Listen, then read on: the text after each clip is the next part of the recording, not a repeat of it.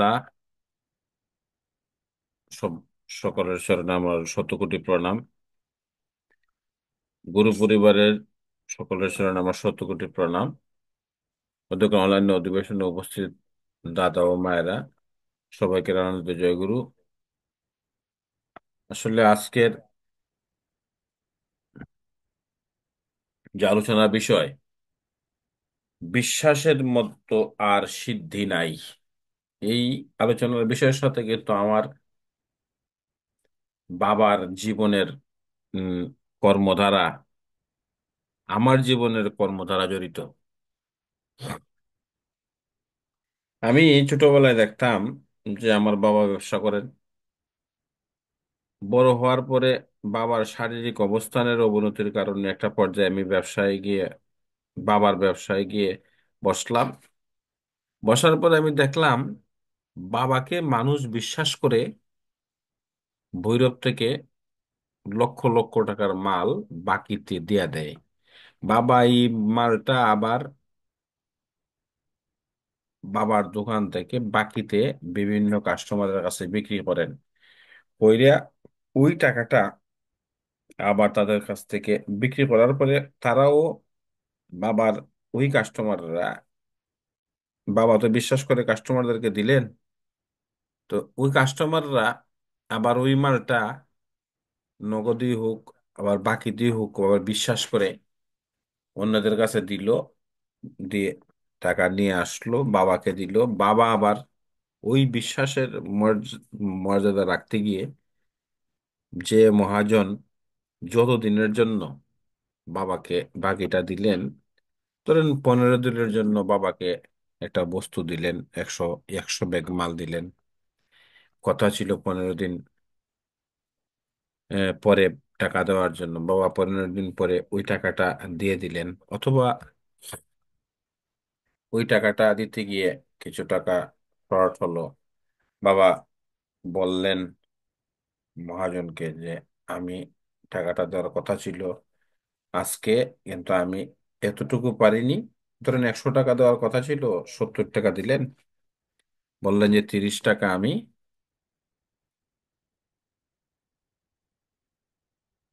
আগামীকালকে দেব অথবা পরশু দেব, মানে একটা সময় নিলেন।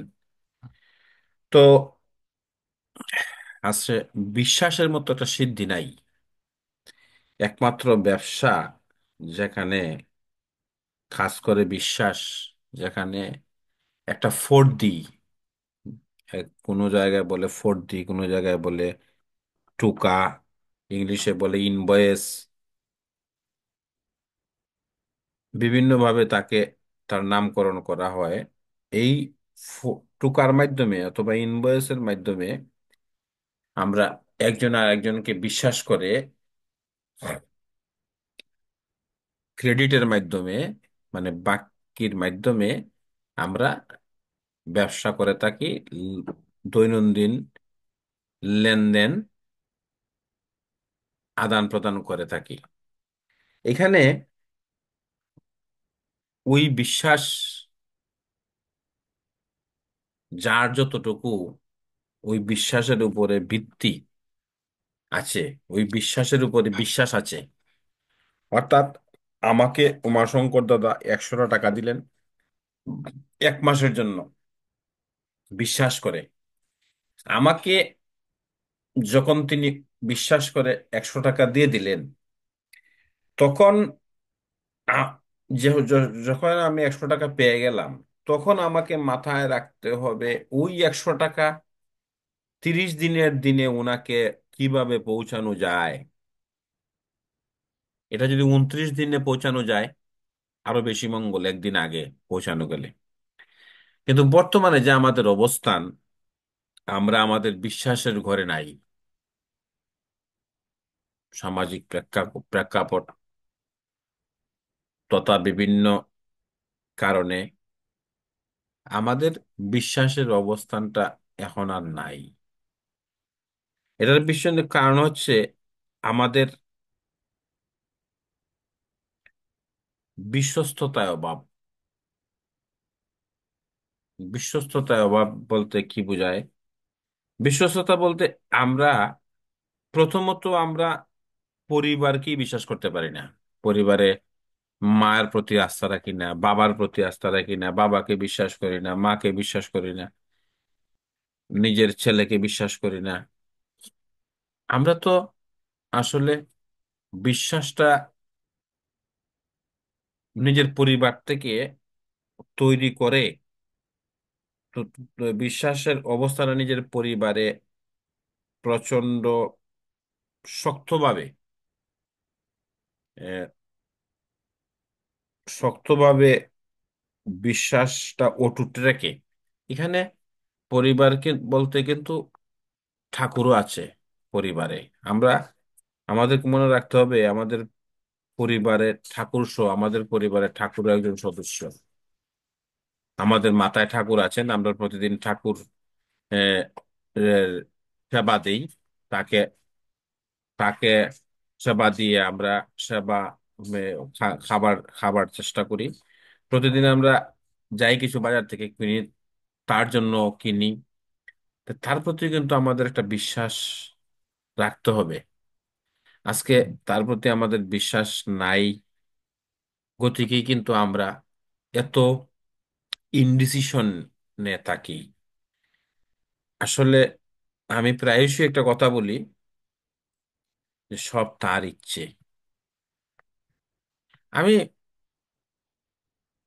এক বিশ্বাসে চলি।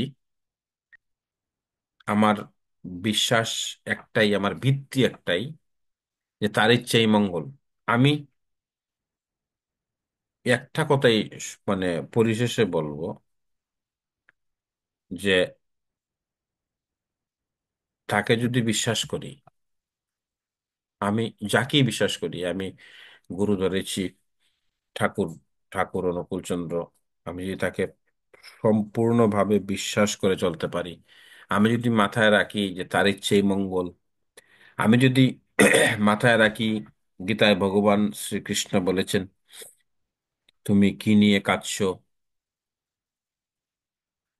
তুমি কি হারিয়েছো যে তুমি কাঁদছো, আহ, আজ তোমার যা কিছু আছে গতকাল তাহা অন্য কারো ছিল, পরশু তাহা অন্য কারো হয়ে যাবে। তার মানে আমরা কি বুঝলাম? এটি হচ্ছে অদৃষ্ট, এবং এটি হচ্ছে ভগবান শ্রীকৃষ্ণের কথা। ঠাকুর বলেছেন ভাবছ বসে চলবে কিসে, ভাববার তুমি কে, ভাববার যিনি ভাবছেন তিনি, তুমি ভাবো তাকে। তাহলে দুইটা কথারই তুই আপনার সামঞ্জস্যতা আছে। তাইলে আমাদেরকে কি করতে হবে? আমাদেরকে মানে আমি যে কথা বলতেছি, ঠাকুর আমাদেরকে দিয়ে কথা বলাইতেছেন, এই ধরনের মনোবৃত্তি যদি আমাদের মনের মধ্যে থাকে। রামকৃষ্ণ পরমহংস, সরি, রামপ্রসাদ, সাধক রামপ্রসাদ বলেছেন যে মাকে নিয়ে গান, তোমার কর্ম তুমি করো মা, লোকে বলে করি আমি। যে এখন তোমার কর্ম যেহেতু তুমি করো আর লোকে বলে করি আমি, তো আমরা যদি এই জিনিসটা মাথায় রাখি যে ঠাকুরের কর্ম ঠাকুর আমাকে দিয়ে করান, এই জিনিসটা মাথায় রাখি, তাহলে আমাদের বিশ্বাসের যে ভিত্তিটা এটা আরো মজবুত হবে। শুধুমাত্র একটা জিনিস মাথায় রাখতে হবে যে ঠাকুর আমাকে দিয়ে করাইতেছেন, আমি কিছু করতেছি না। আমি যা করতেছি ঠাকুর আমাকে দিয়ে করাইতেছেন। শুধুমাত্র এই কথাটা যদি মাথায় থাকে, তাহলে আমাদের বিশ্বাসটা আরো মজবুত হবে। বিশ্বাস মজবুত হওয়ার আমার মনে হয় এটি হচ্ছে একমাত্র অভিপ্রায়, যে মাথার মধ্যে ওই জিনিসটাকে সবসময় ব্রেনে কাজ করানো, যে তিনি যা করেন তাই মঙ্গল। তিনি যা করেন তাই মঙ্গল মাথায় যদি কাজ করে, তাহলে তার প্রতি বিশ্বাসটা বাড়বে। সেই আমাদের একমাত্র অবলম্বন হিসেবে আমরা আমাদের পথ চলবো। আমার মনে হয় আমি একটু বেশি বলে ফেললাম। সবাইকে জয়গুরু। সবাইকে জয়গুরু। জয় গুরু। অসংখ্য ধন্যবাদ।